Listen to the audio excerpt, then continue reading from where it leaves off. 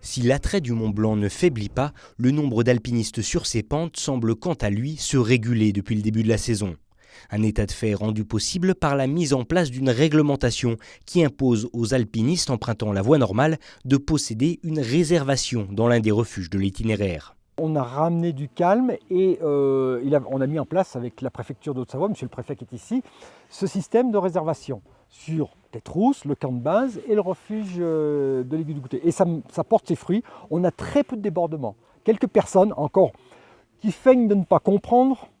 Hier au soir j'étais au goûter, pareil, il a fallu gérer quelques petites situations individuelles, mais globalement ça se passe mieux.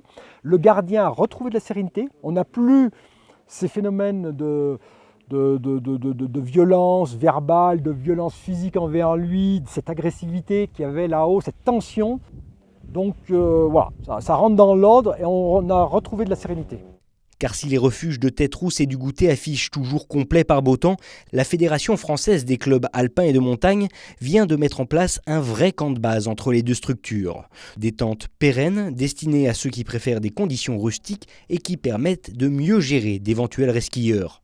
Alors là on a de la place pour 40 personnes, on a toujours une dizaine de places de réserve pour les personnes qui rentreraient tard de course ou qui vont faire des grandes courses et qui n'ont pas eu le temps de réserver. Alors là ouais, on a des réservations, il nous reste en gros entre 10 et 15 places par jour pour le moment.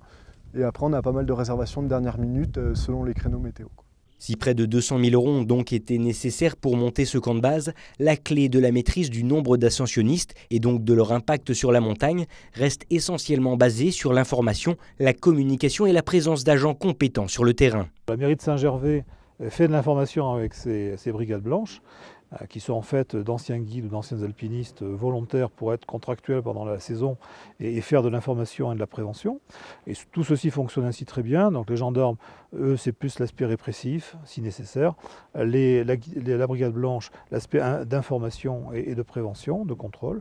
Et les clubs alpins français, la gestion du site, des réservations et des refuges et des places ici au camp de base.